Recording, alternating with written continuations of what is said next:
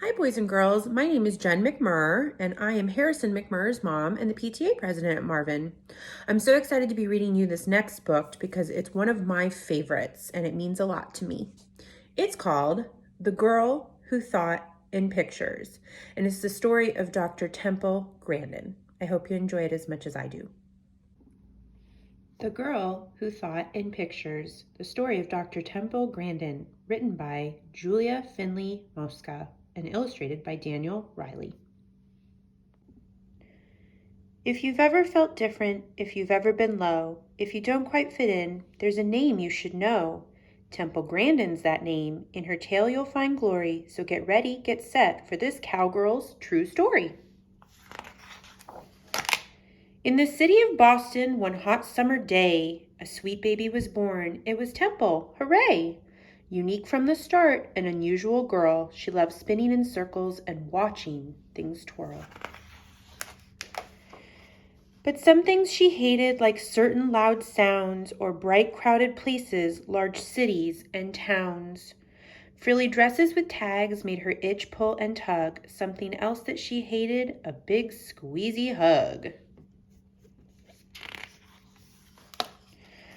A shy loner, this Temple, but when she got mad, when her feelings of stress and frustration got bad, quite a tantrum she'd throw, kick, holler, bang, shriek. Yet still by age 3, not one word did she speak.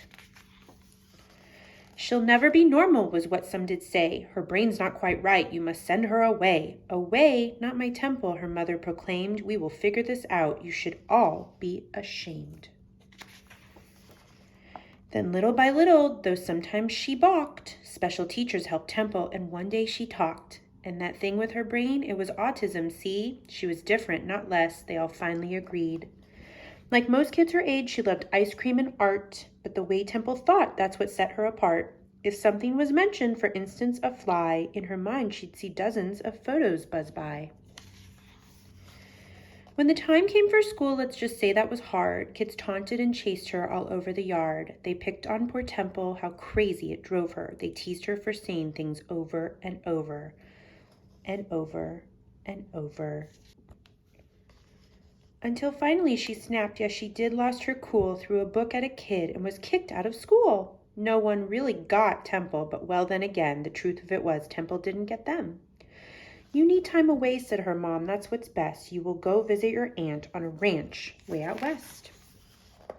And guess what? Fitting in on a farm was less stress, since the pigs didn't care if her hair was a mess. Quite a sweet spot she had for the cows in their heads, such big, gentle beasts who knew nothing of words. As she watched her new friends, a thought popped in her head. These cows think like me in pictures instead.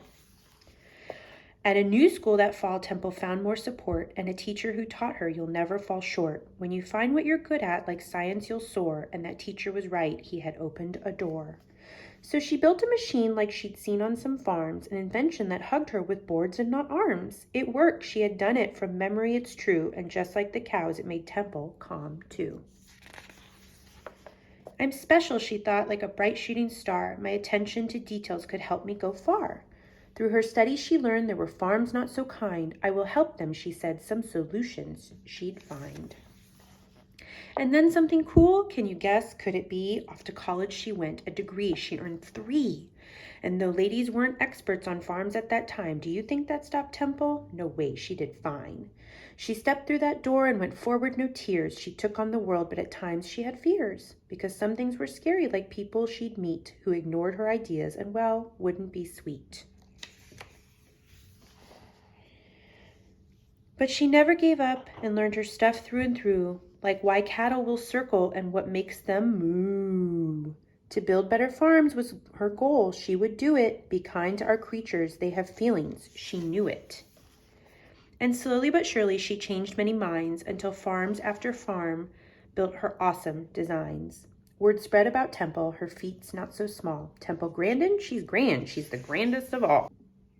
Now for these things and more, she's won honors and prizes, and a movie was made. But the biggest surprise is that girl with the future that couldn't be bleaker, yes, the once silent girl, she is now a big speaker. Today she spreads hope with her stories and speeches. From New York to Sydney to Rome, Temple teaches. Each person is special, so unique are our minds. This world needs your ideas. It takes brains of all kinds. So here is the lesson. Feeling odd or offbeat? Being different might just be what makes you so neat. Don't let doubt hold you back, not for 1 minute more. Stand tall and like Temple, march right through that door. And this is a letter from Temple Grandin herself. Dear reader, as a child, I was really glad that my mother always encouraged my ability in art. I encourage you to find something you are good at and work on developing it.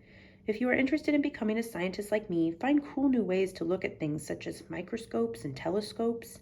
Explore nature. Think up your own hands-on science experiments. Keep learning, especially from your mistakes. Temple Grandin.